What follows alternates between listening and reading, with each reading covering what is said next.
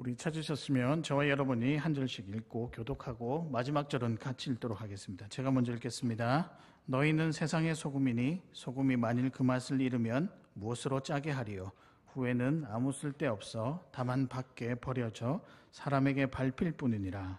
너희는 세상의 빛이라. 산 위에 있는 동네가 숨겨지지 못할 것이요. 사람이 등불을 켜서 말 아래에 두지 아니하고 등경 위에 두나니 이러므로 집안 모든 사람에게 빛이 느니라. 이같이 너희 빛이 사람 앞에 비치게 하여 그들로 너희 착한 행실을 보고 하늘에 계신 너희 아버지께 영광을 돌리게 하라. 아멘. 오늘 16절의 말씀이 어쩌면 좀 중요한 대목이 되겠는데요. 우리의 모든 삶이 비칠 수밖에 없다. 세상 사람들에게, 우리 주변 사람들에게 비칠 수밖에 없다. 그 근거가 뭐냐? 14절에 보면 하반절에 산 위에 있는 동네가 숨겨지지 못할 것이요. 요 문구 때문입니다. 그래서 오늘 저와 여러분이 우리가 세상을 살아갈 때 보여질 수밖에 없고 또 보여져야 되는 그 성도의 삶에 대해서 오늘 이 시간 묵상해 보고자 합니다. 그 묵상으로 한 해를 시작할 때 그 한 해가 저와 여러분에게는 하나님이 주신 더 없는 은혜의 한 해가 되기를 진심으로 바랍니다. 그런 의미에서 오늘 새해 첫 주잖아요. 첫 단추를 잘 끼워야 되겠습니다. 그래서 오늘 첫 주가 굉장히 중요합니다. 그래서 오늘의 말씀은 첫 단추도 아름답게입니다. 여러분이 가지고 있는 옷에 단추가 있다면 처음부터 이렇게 약간 어그러지게 잘 못하게 하면 어떻게 될까요? 전체가 다 어그러지는 거죠. 그러나 오늘이 아름다우면 1년이 아름답습니다. 믿으십니까? 오늘 그 삶에 대해서 묵상해 보고자 합니다. 특별히 소금과 빛의 삶입니다. 빛과 소금이 아니라 오늘 말씀에 나온 순서대로 소금과 빛의 삶입니다. 올해 우리 교회와 우리 교회뿐만 아니라 여기 계신 모든 성도님들의 삶이 굉장히 뜨겁기를 바랍니다. 특별히 치열하게 살아갈 수밖에 없는 상황이 계속되고 있죠. 물질적으로도 그렇지만 세상의 어떤 문화가 우리가 감당하기에는 꽤 버겁다라는 생각이 많이 들 정도로 위험하기도 하고 유혹 가운데 있고 또 맞서야 되는데 그런 치열한 삶에도 불구하고 1년이 지날 때쯤엔 또 1년의 한 해가 마무리될 때쯤에는 여러분의 풍성한 삶의 간증거리가 많이 나오는 그런 성도님들이 되었으면 참 좋겠습니다. 그래서 열정적이고 열심이고 즐거운 신앙생활하는 창원교회, 특히 사람을 소중히 여기는 아름다운 문화가 이제 조금씩은 더 싹을 틔웠으면 좋겠고요. 공동체를 품는 훈훈한 삶의 향기가 많이 나타나는 우리 교회가 되기를 바랍니다. 제가 그러면서 어떤 말씀으로 묵상을 할까, 또 어떤 말씀으로 첫 말씀을 나눌까 이렇게 고민하다가 문득 이 단어가 떠올랐습니다. 소금과 빛. 소금과 빛이라는 문구가 강렬하게 다가왔습니다. 그래서 제가 여러분에게 연말에 숙제 내드린 거 있으시죠? 뭘까요? 네, 1분의 기도 맞습니다. 특습 때 맞죠? 근데 그 전에 제가 조금 더 큰 그림으로 숙제를 내드린 게 있는데 뭐냐면 올 한 해를 지탱할 말씀을 정하자. 혹시 말씀을 정하셨습니까? 숙제를 잘하는 학생이 착한 학생이자 좋은 학생입니다. 그래서 제가 유효기간을 조금 더 늘려드리겠습니다. 1월 말까지는 한번 꼭 정해보시고 그 말씀대로 살아갔으면 참 좋겠습니다. 저는 개인적으로 묵상하다 나중에 이제 본문 중에 메시지 중에 제가 이제 언급을 하겠지만 요 단어가 떠올랐습니다. 소금과 빛. 그래서 오늘은 이 소금과 빛의 삶에 대해서 묵상하고자 합니다. 이 삶을 통하여 첫 단추를 아름답게 끼워서 아름다운 한 해가 되기를 또 소망하고 바라는 그 모든 성도들의 바람과 결단과 각오가 현실이 되는 놀라운 은혜가 여러분에게 있기를 소망합니다. 소금과 빛의 성도는 누구인가? 또 그런 인생은 어떤 모습인가? 바로 들어가도록 하겠습니다. 첫 번째입니다. 소금과 빛의 성도는 누구인가? 첫 번째는요, 만나는 인생입니다. 만나는 인생. 만나는 인생으로 살아가는 성도가 소금과 빛의 성도라는 거죠. 오늘 이 첫 번째 대지는요, 소금의 성도에 관한 메시지입니다. 여러분, 누군가를 만나고 싶고 함께하고 싶고 특별히 은혜를 소개하는 한 사람의 인생에 감칠맛 나게 하는 소금 성도, 이 소금 성도와 여기 앉아있는 저와 여러분이 되시기를 진심으로 바랍니다. 누군가가요, 여러분을 만나고 싶고 여러분 안에서 또 여러분 입에서 나오는 모든 언어의 그 풍성한 언어의 따뜻함들을 느끼고 싶고 옅은 시간을 같이 보내고 싶은 소금 성도가 저와 여러분이었으면 좋겠습니다. 그래서 여러분에게 별명이 하나 있다고 한다면 그 소금 성도가 되어서 은혜의 맛집이라고 불리는 여러분 되시기를 주님의 이름으로 축복합니다. 물론 그런 거 있죠. 돈가스 맛집도 있고 비빔밥 맛집도 있고 뭐 백반 맛집도 있는데 저와 여러분은요 은혜의 맛집이 되었으면 좋겠습니다. 맛집은 누가 많은 사람들이 찾아오겠죠. 안 그렇습니까? 예, 우리 교회도 맛집이죠. 새해 첫 주입니다, 여러분. 벌써부터 저와 여러분이 조금 어그러지기 시작했습니다. 이렇게 돼서는 안 되겠죠. 저와 여러분은 주님의 은혜를 감당하는 맛집입니다. 믿으십니까? 믿고 의지하고 결단하면 그대로 될 줄로 믿습니다. 마태복음 5장에서부터 8장까지는요 별명이 있습니다. 마태복음 5장에서 8장까지의 말씀을 무엇이라 그럴까요? 산상수훈입니다. 예수님께서 산 위에서 모인 무리에게 하나님 나라 천국에 대해서 가르친 말씀이 산상수훈입니다. 그래서 말씀드렸지만 주제가 뭐라고요? 하나님 나라 천국입니다. 그러면서 천국 시민의 삶은 무엇일까에 대해서 팔복뿐만 아니라 8장까지 여러 이렇게 구분지어서 하나씩 가르치고 있는 것이 산상수훈입니다. 그럼 이 말씀을 왜 주셨을까요? 예수님께서 모인 무리들과 함께 산 위에서 이 말씀을 하신 이유는 무엇일까요?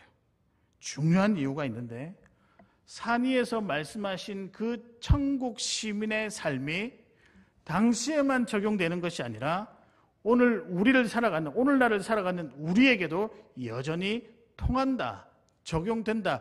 이것을 가르쳐 주시기 위해서 이 말씀을 기록으로 남겨놓은 것이죠. 여러분 다름 아니라 천국 시민의 삶은 우리가 죽어서 이루어지는 그 삶이 아니라 여전히 이 땅에도 실현 가능하다, 보여질 수 있다. 그러니 우리에게 어떻게 도전하고 있을까요? 너희도 천국 시민으로 살아가라. 천국 시민의 삶으로 살아가자. 그래서 예수님께서 그 당시에 모인 무리들에게 지금 너희가 선 자리에서 천국의 방식으로 꼭 살아가도 괜찮으니 안심하고 살아가라. 그게 통한다. 이렇게 격려하시고 도전하셨습니다. 여러분 이 사실 믿으십니까?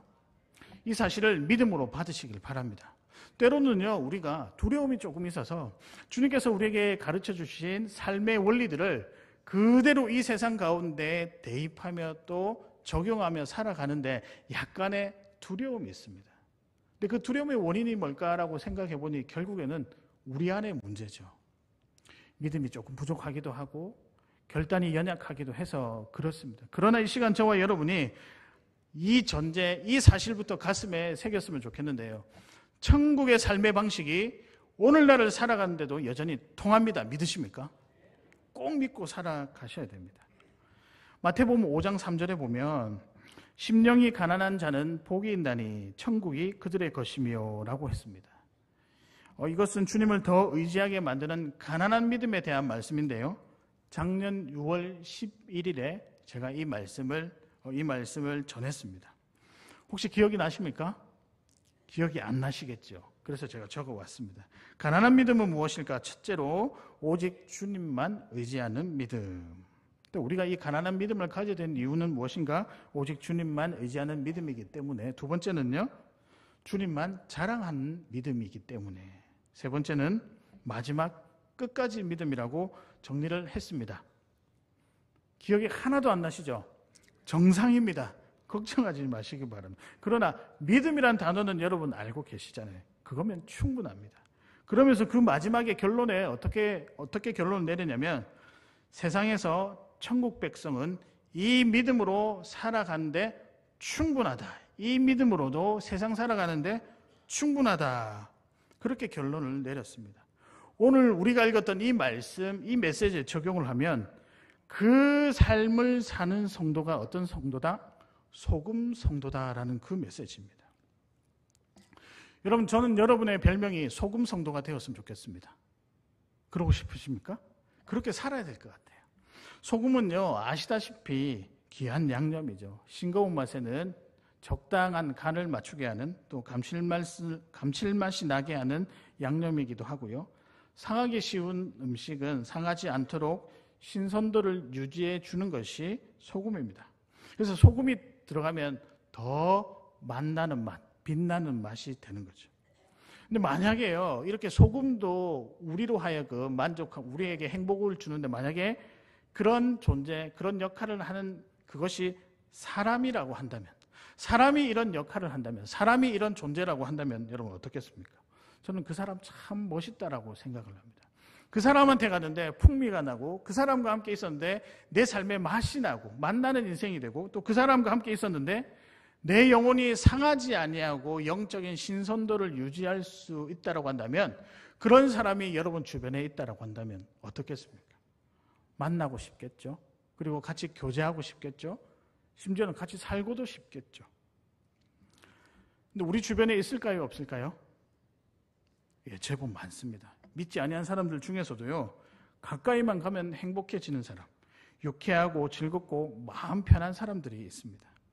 저는 그런 사람들에게 이런 이름을 붙이고 싶은데요, 조금 길긴 한데 한번 들어보십시오. 삶의 감칠맛 나게 하는 귀한 양념 같은 사람. 조금 길죠? 그렇다고 제가 여러분에게 이런 사람들이 MSG와 같은 사람이라고 하기에는 좀 민망하지 않을까. 그래서 삶의 감칠맛 나게 하는 귀한 양념 같은 사람. 참 부러운 사람이죠. 우리의 삶을 즐겁게 해주는 귀한 사람입니다.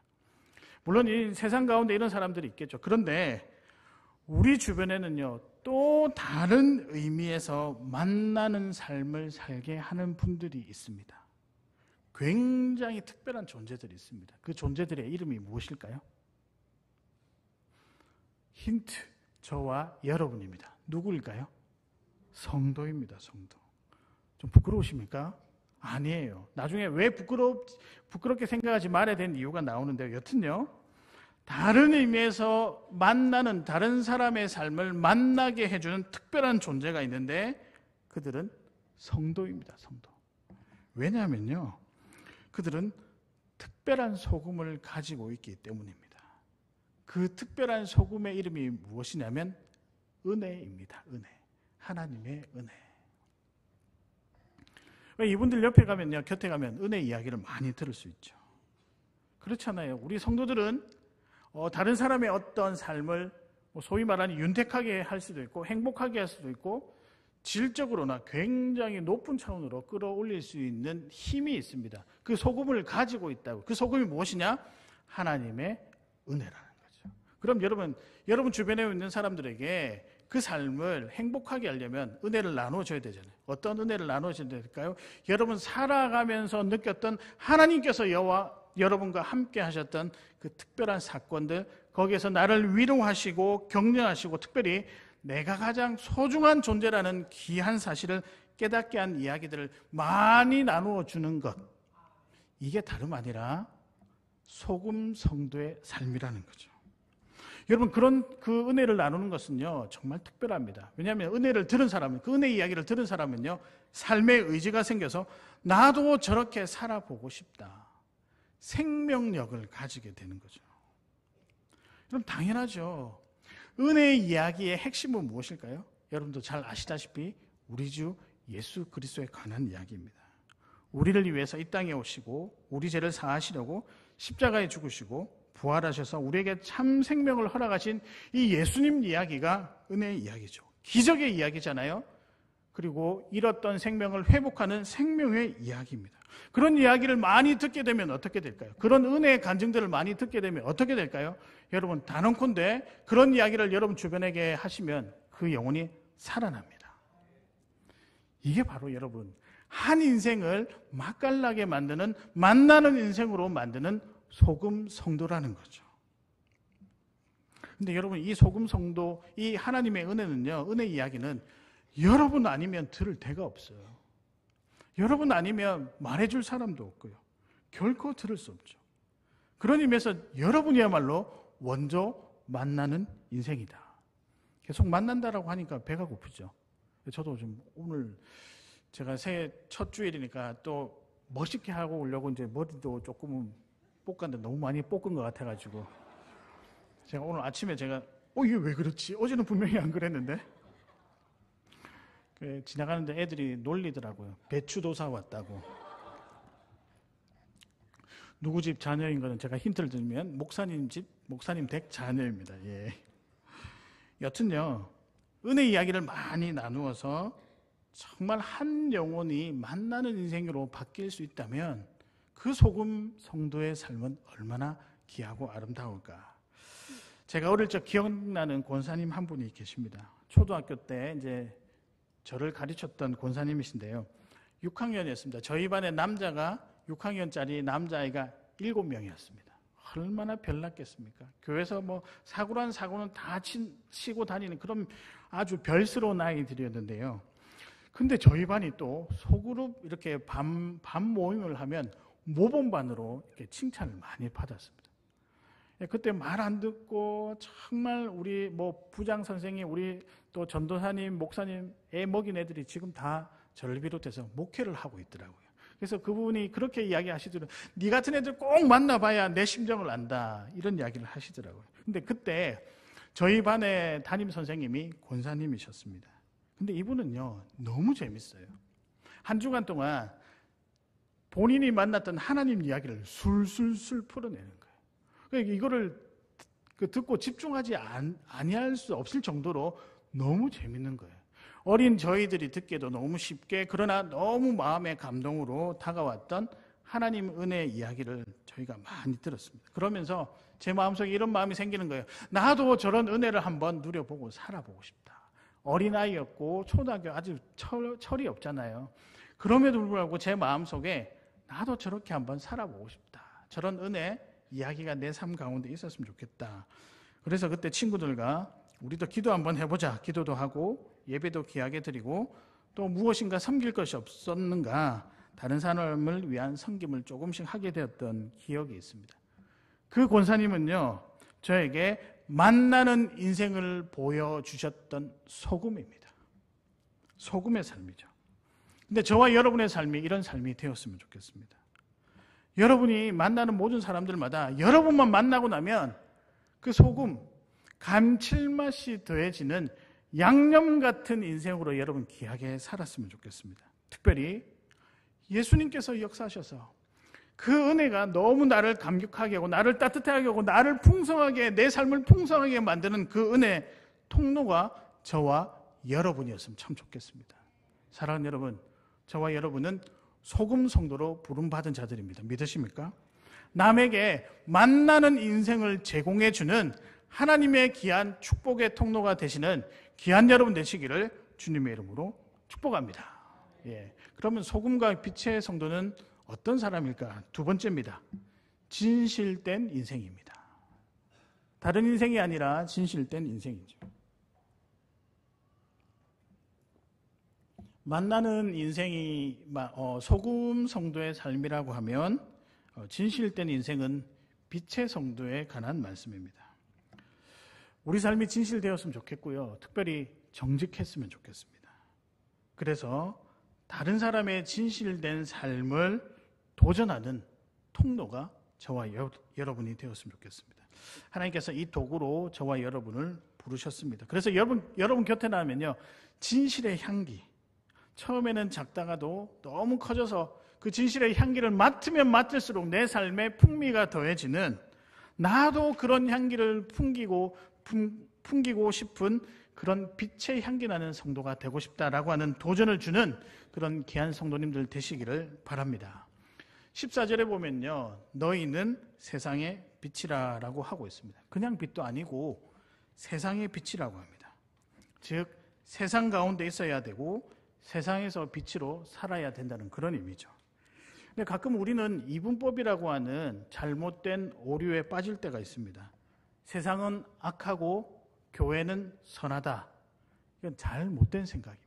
저희가 기독교 세계관을 학교에서 배울 때 여러 가지가 있거든요. 여러 가지 견해 중에서 창조, 타락, 구속이라는 그런 견해도 있는데 그 전에 가장 중요한 전제를 먼저 배우고 시작하는데 이 이분법을 경계하라. 뭐냐면요, 세상 사람들은 다 악하다는 거예요. 교회 다니는 사람들은 다 좋다는 거예요. 그리고 세상의 것은 원래 타락되어서 우리가 멀리해야 되고 교회의 것은 참 좋은 것이니까 우리가 끝까지 유지해야 된다. 그 생각, 이분법적인 생각은 뭐하다? 틀렸다라는 거예요. 잘못된 생각이죠. 여러분, 그럼 믿지 아니한 사람은 다 나쁜 사람입니까? 믿는 사람들 중에도 악한 사람들도 있잖아요. 그럼 우리라고 해서 다 좋은 사람일까요?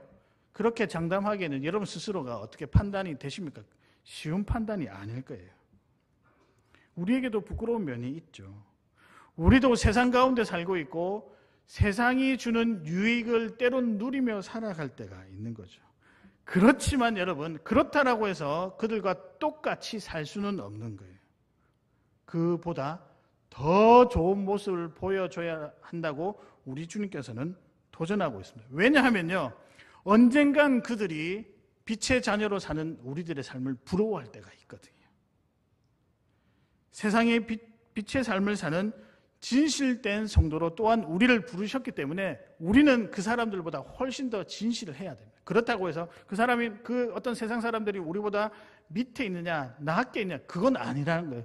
여튼 그들을 나중에 귀한 진실된 성도로 만들기 위해서는 우리가 어떻게 돼야 된다고요? 더 진실된 삶을 살아야 한다. 이런 진실된 성도로 사는 것은 굉장히 큰 도전입니다. 왜냐하면 세상이 그렇게 호락호락하지 않습니다. 여러분 다 아시잖아요. 늘 세상은 주님과 반대편에 우리가 서길 바라며 다시 그곳으로 빠져나오기를 원하는 거죠.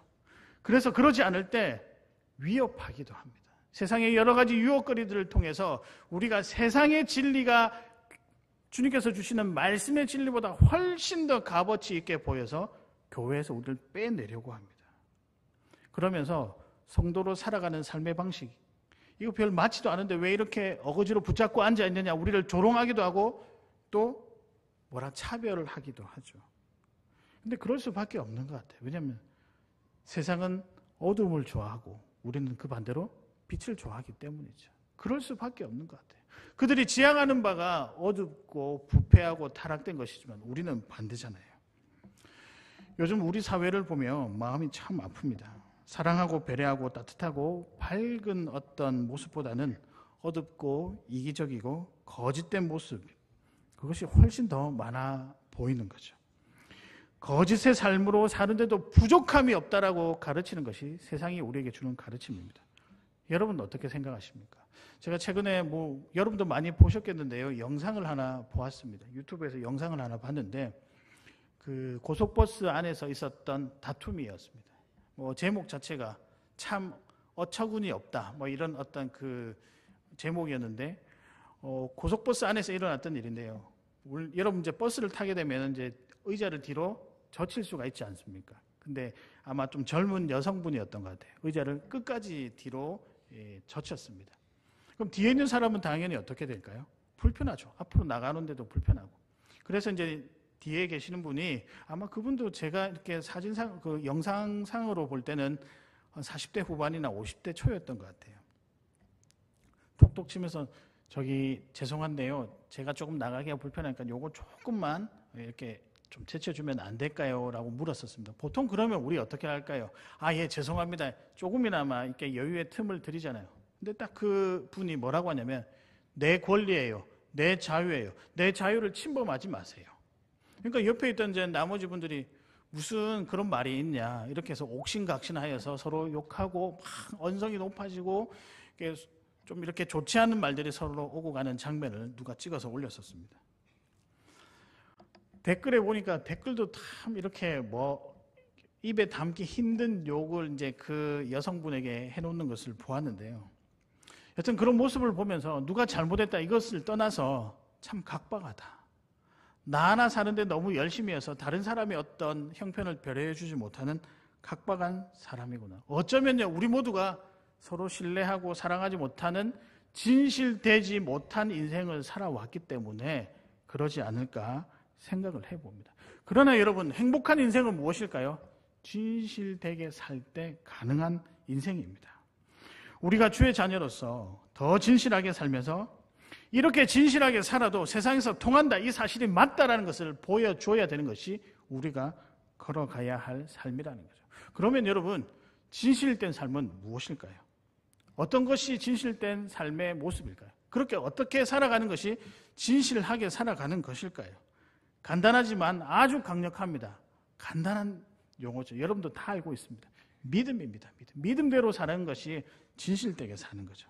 온전한 믿음, 꾸밈 없는 믿음이라고 말하고 싶은데요. 즉 예수님을 힘을 다해 의지하며 그분의 뜻대로 사는 것이 믿음이며 이 믿음을 가지고 살아가는 것이 진실된 삶이다. 그래서 믿음과 진실은요, 굉장히 밀접한 관련이 있습니다. 그러니까 믿음대로 열심히 살아가면 삶이 진실해지는 거예요. 또 진실한 사람을 잘 살펴보면 하나님 앞에 정말 깨끗하게 믿음을 유지하고 살아가고 있는 것을 우리가 보게 됩니다. 에베소서 5장 9절에 보면 빛의 열매는 모든 착함과 의로움과 진실함에 있느니라.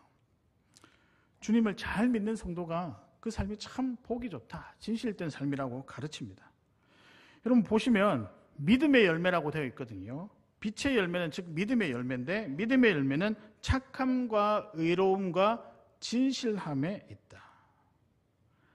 바른 믿음이 진실된 삶을 살 수 있다라고 거듭 우리에게 도전하고 있습니다. 그래서 믿음이 넉넉하면요, 진실되어서 행복하게 살 수 있지만 믿음이 부족하면 반대로 불안하여 어둠의 유혹에 빠질 때가 있다는 거죠. 그런 의미에서 볼 때 우리가 진실된 삶을 위해서는 여러분의 믿음을 하나씩 점검해야 됩니다. 여러분 혹시 이 찬양 들어보셨나요? 예전의 찬양인데 나는 어둠이었었는데 이런 찬양이 있었습니다. 가사가 너무 좋아서 제가 한번 따와 봤는데요. 나는 어둠이었었는데 밝고 환한 빛이 되었네. 나는 눈물이었었는데 맑고 고운 웃음 되었네. 가사가 좋죠? 네, 아닙니까? 예, 그것은 주님의 음성을 내가 들었기 때문이요. 아름다운 나의 주님이 나와 항상 함께 하시니 내가 주님과 함께 영원토록 길이 살겠네. 여러분, 맑고 고운 웃음, 밝고 환한 빛이 되는 이유가 다름 아니라 그 동기가 주님이 나와 함께 하시기 때문에 가능하다는 거예요. 그러니까 여러분의 진실됨을 살고자 하면요, 무엇부터 점검해야 되냐면 내가 하나님과 함께 더불어 살아가고 있느냐라고 하는 믿음부터 점검해야 된다는 거죠. 이건 당연히 해야 돼요. 우리는 이 평생 이렇게 살아라고 부르심을 받은 자들입니다. 피할 수 없는 길이죠. 피할 수 없으면 뭐 하라? 즐겨라. 그럼 한번 즐겨보자고요. 우리도 진실된 삶으로 한번 살아보자고요. 그래서 여러분에게 도전합니다. 성도는 진실해야 됩니다. 믿으십니까? 정직은 물론이요, 특별히 말을 조심해야 돼요. 거짓말하지 말아야 됩니다. 그리고 사람을 향한 평가, 뒷담화를 우리가 경계해야 합니다. 말과 행동이 다른 것에 대해서 예민하게 반응해야 되죠. 진실 때문요, 마음만으로 되는 게 아니라 드러나는 삶의 형편도 포함된다는 거죠. 그런 의미에서 우리가 솔직하게 말씀드리면 교회가 말 많은 곳이기도 해요.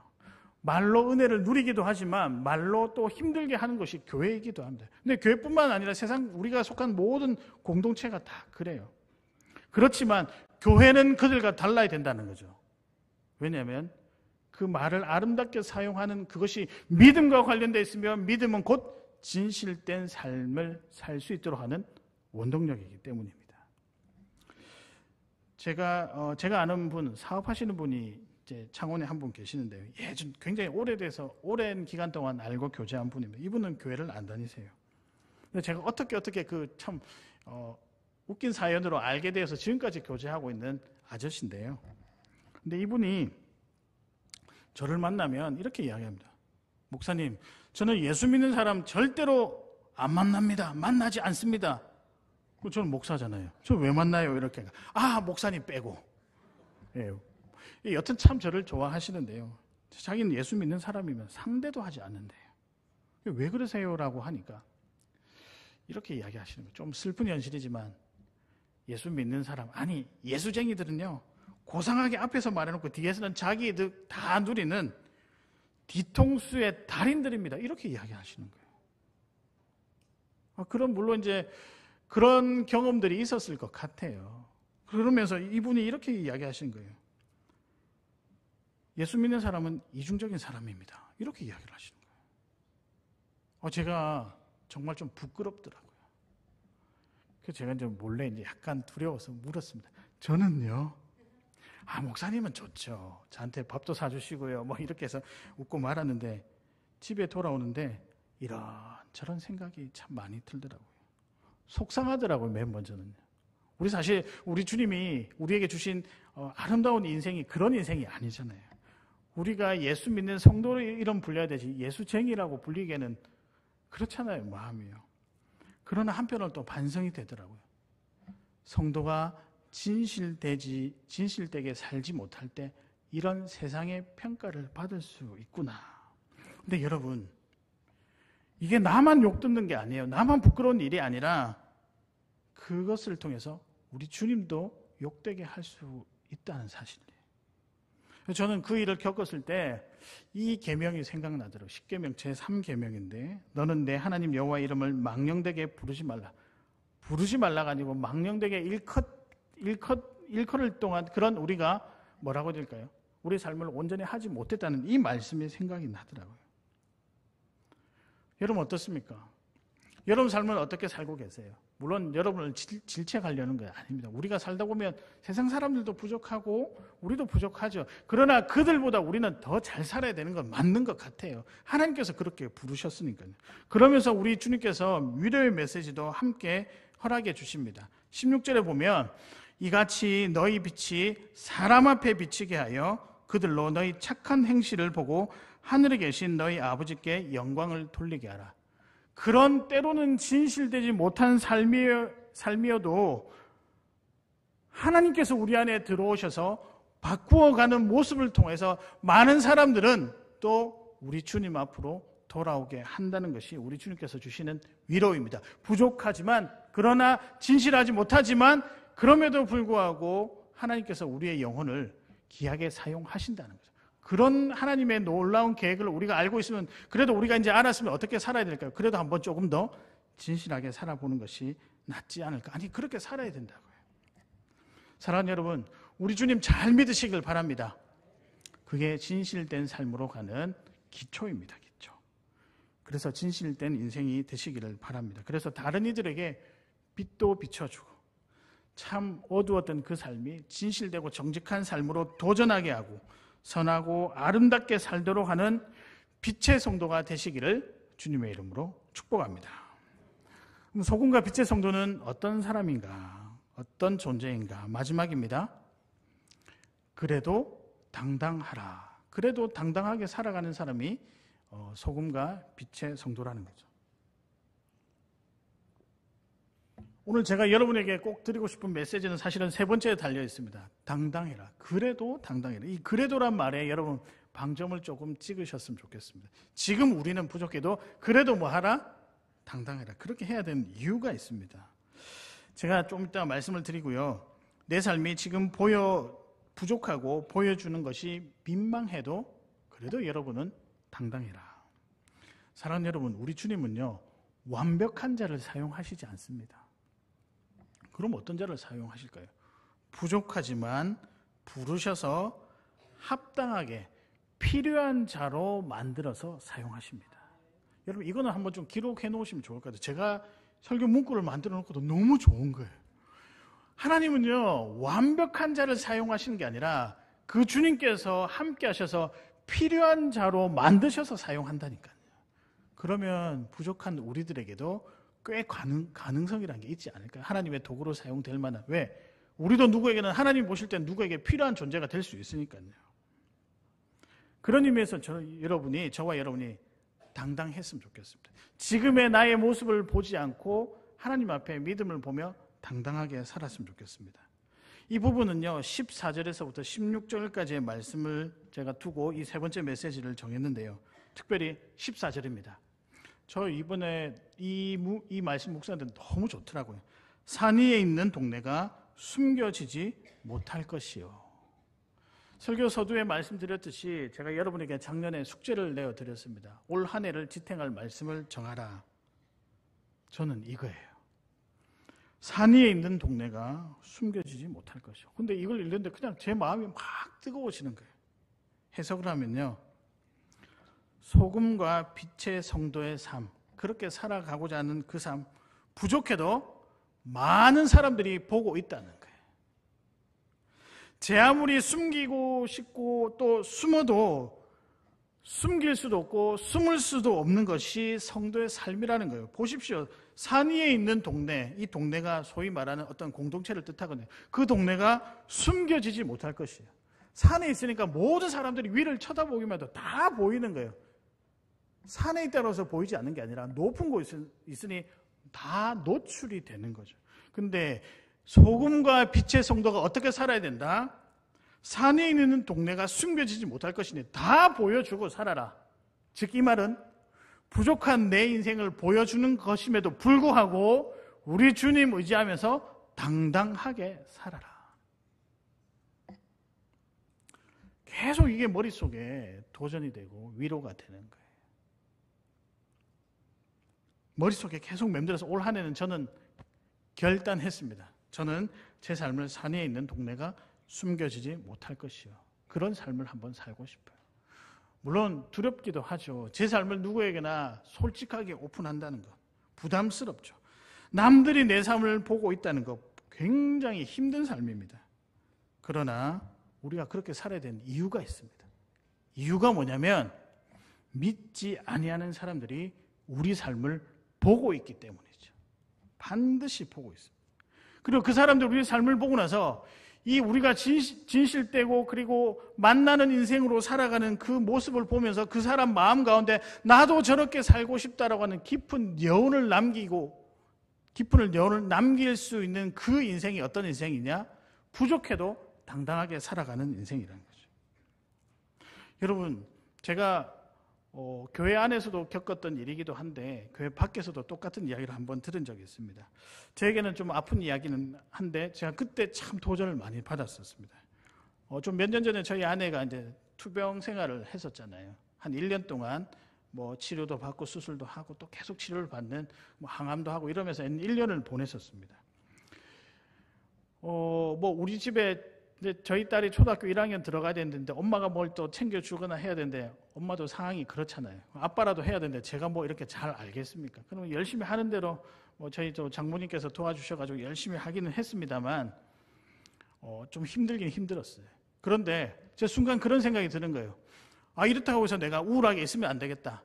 더 웃고 더 밝게 지내야겠다. 그래서 제가 그때는 되게 제가 농담도 잘하고 하니까 참 밝게 재미나게 살려고 엄청 노력을 많이 했던 것 같아요. 근데 한 1년 정도 치료 기간이 끝나고 그해 연말에 제가 조그만한 편지를 하나 받았었습니다. 편지를 하나 받고 그 밑에 선물을 하나 뭐 간단한 초콜릿 같은 걸 선물을 하나 넣어놨는데요. 그 편지의 내용이 뭐냐면 이분은 사실 제가 아는 분도 아니에요. 우리 교구도 아니었고 제가 그렇다 해서 뭐 인사 정도야 뭐 교인 수가 조금 있었으니까 인사해도 다 누군지를 다 모르거든요. 근데 저는 잘 모르는 성도들이에요. 그런데 이분이 뭐라고 적어놓았냐면 목사님의 1년 동안의 삶을 잘 보았습니다. 이렇게 이야기합니다. 근데 제가 탁 이렇게 가슴이 턱 이렇게 되더라고요. 끝까지 웃으시고 끝까지 즐겁게 보내고 끝까지 성실하게 사시는 모습 도전 많이 받았습니다. 때론 어렵고 힘든 순간이 있었음에도 불구하고 잘 봤습니다. 저도 그렇게 살겠습니다. 이러는 거예요. 제가 사실 큰 충격을 받았습니다. 교회 안에서도 보고 있구나. 어떤 사람이 고난 가운데 있거나 어떤 사람이 힘든 가운데 있는데 보고 있구나. 그 보고 있는 인생이 내 인생이라고 한다면 우리는 어떻게 살아야 될까요? 준비 잘해야 되겠죠. 근데 준비 잘 할 수도 있지만 부족할 때가 있잖아요. 그럼에도 불구하고 작은 것 하나 그 은혜 붙잡고 살아가는 당당한 인생이 되어야 되겠다. 이런 생각이 제 마음에 들었었습니다. 세상 사람들도 여러분을 봅니다. 여러분이 분명히 어려운 가운데 있을 거예요. 고난 가운데 있을 겁니다. 그런데 저 예수 믿는 사람들은 어떻게 저 고난을 견뎌내는가 분명히 볼 겁니다. 그런데 그 사람들이 뭘 보냐면요. 그 어려움과 고난 앞에서 당당하게 살아나가는 그 모습 보고 위로를 얻고 위로를 넘어서서 이 교회로 찾아오는 역사가 일어난다는 거예요. 이것만큼 강력한 것은 없습니다. 그래서 저와 여러분이 당당하게 살았으면 좋겠습니다. 성도의 삶은요, 성도끼리 잘 지내고 교제하는 삶으로 주신 것이 아니라 성도가 되게 하는 삶으로 부르셨다는 거예요. 성도가 아니었던 사람이 성도가 되게 하는 삶으로 부르셨다는 거예요. 그러면 여러분의 삶을 오픈해야 되잖아요. 근데 우리가 막 알잖아요. 뭘 잘 만들어서 오픈하려고 하면 사람들도 압니다. 그러나 때로는 내 모습 보여주지만 한 가지는 믿음 안에서 당당하게 사는 것. 우리 주님 믿고 나도 부족한 자다. 이걸 각오하고 고백하고 살아나가는 이 당당한 삶, 이 당당한 삶을 세상 사람들은 본다는 거죠. 그 사람들, 그렇게 당당하게 살아가는 사람을 소금과 빛의 성도라고 말할 수 있습니다. 그러기 위해서 여러분들을 부르셨습니다. 그래서 올해 특별히 복음의 한 해로 여러분을 부르셨다고 저는 확신합니다. 올해 키워드가 뭐냐면, 우리 교회 사역의 키워드가 뭐냐면 복음입니다. 복음. 복음에 대해서 잘 알고 복음의 감격을 간증할 수 있고 복음을 전달하는 것이 성도의 삶입니다. 저는 여러분들이 그렇게 되었으면 좋겠습니다. 이게 뭐냐면요, 오늘 예배 잠시 마치고 시상을 할 건데 한 해 복음의 삶을 정말 열심히 살아가는 한 분에 대해서 제가 시상하려고 가지고 왔습니다. 이게 좀 제법 이게 좀 있습니다, 여러분. 좀 부러우십니까? 그럼 내년에 여러분 복음의 삶을 한번 살아보십시오. 물론 이것 때문에 우리가 사는 것은 아니지만 적어도 우리가 그렇게 한번 살면서 예수 믿는 사람도 이 세상을 당당하게 살아나가는 그 모습 보여야 되지 않겠습니까? 이것이 저와 여러분의 삶의 목표라는 거죠. 직장생활도 열심히 해야 되고 가정에서 역할도 잘 감당해야 되고 학생들은 학교에서도 충실하게 공부해야 합니다. 왜냐하면 복음 때문이죠. 그래서 여러분, 성도는요, 내 하나 잘 먹고 잘 사는 삶이 목표가 아니라 다른 사람을 온전한 천국의 기쁨과 행복을 누리도록 설계되어진 인생이라는 거죠. 이것도 아마 적으시면 좋을 것 같아요. 굉장히 좋죠. 제가 머리를 짜냈습니다. 자, 내 하나 잘 먹고 사는 삶이 목표가 아니라 다른 사람이 온전한 천국의 기쁨과 행복을 누리도록 설계되어진 삶이 성도의 삶이다. 설계라고 해서 조금 여러분 불편하실 수도 있는데 저는 제 지식이 조금 부족해서 이것밖에 생각이 안 나더라고요. 근데 그렇게 부름받았습니다, 살도록. 그래서 우리 삶이 참 아름답고 가치 있고 평안하려면 지음받은 대로 복음의 삶을 살 때 가능하다는 거죠. 어떤 분들은 이렇게 이야기하실 겁니다. 목사님, 복음을 전하며 그 다음에 내가 예수 믿는 사람, 내 부족하지만 당당하게 살아가는 것, 저는 자신이 없어요. 저는 그럴 자격이 안 됩니다. 대부분의 사람들은요, 복음 전하는 일이 특별히 잘하는 사람이 하는 일이라고 생각을 하는데, 대부분 목사님, 제가 능력도 안 되고 자격도 안 되고 부족함이 많아서 어떻게 제가 그 일을 감당하겠습니까? 제가 어떻게 당당한 성도의 삶을 살 수 있겠습니까? 라고 생각하시지만요, 좀 전에 말씀드렸잖아요. 우리 하나님은요, 완벽한 사람을 사용하신 게 아니라 필요한 사람으로 만드시는 능력이 계신 분이죠. 부름받은 거예요. 그래서 여러분 당당하시기를 바랍니다. 산위의 동네, 산위의 성도의 삶이 다른 사람들이 보고 있어서 민망하고 부족해도 오히려 그 상황이 나를 또 진실하게 만들기도 하고 더 성실하게 만들어서 그 성실하고 진실한 모습을 다른 사람들에게 보여줍니다. 사람은 거기에서 감동받습니다. 어떻게 보냐면, 사람이 어떻게 감동받냐면요, 그 사람의 변화를 보고 훨씬 더 큰 감동과 감격을 받습니다. 한 영혼이요, 우리 같은 성도가 부족하지만 점점 성숙되어져 가는 그 변화를 보면서 그들이 매력을 느끼는 거예요. 여러분, 사도 바울을 보십시오. 당시 상태로는 도저히 복음의 도구로 사용할 수 없는 존재였습니다. 그러나 주님은 그의 변화를 보고 또 그를 이방인에게 복음을 전하는 도구로 사용하지 않았습니까? 여러분, 그러면 부모가 되는 건요, 부모가 되는 것은 자격이 있어서 되는 것입니까? 아니죠. 창조 원리 안에서 부름받은 일입니다. 부모는 부름이죠. 믿으십니까? 남자와 여자가 만나서, 이 문구 중요합니다. 남자와 여자가 만나서 주님 안에서 하나가 되어서 가정을 이루는 게 성경에서 말하는 창조 원리입니다. 그 약속으로 가정을 이루고 자녀를 낳아서 부모가 되는 거죠. 자격이 아니라 부르심이죠. 그럼 베드로는요, 자격이 되는 사람이 3번씩이나 부인하고 그렇게 그런 모습, 때론 실망한 모습을 보였습니까? 아니잖아요. 다른 사람들에게 내 삶을 보여주는 것, 복음을 전하면서 내 삶을 함께 전달하는 부르심으로 받은 자들이 저와 여러분입니다. 그런 의미에서 여러분 당당하시길 바랍니다. 그래도 당당하시길 바랍니다. 속된 말로 하나님께서 우리를 다 부르셨으면 끝난 것 아닐까요? 그런 삶을 살아가셨으면 좋겠습니다. 사랑하는 성도 여러분, 물론 우리의 삶으로 누군가에게 어떤 그 인도자가 되고 유익이 된다는 것 쉬운 일은 아니지만 그래도 당당하시는 귀한 여러분 되시기를 주님의 이름으로 축복합니다. 말씀을 정리하겠습니다. 오늘의 말씀은 첫 단추도 아름답게입니다. 소금과 빛에 관한 말씀인데요. 소금과 빛의 성도는 어떤 성도인가? 첫 번째는 무엇일까요? 네, 들으셨잖아요. 첫 번째는 만나는 인생입니다. 두 번째는요, 진실된 인생.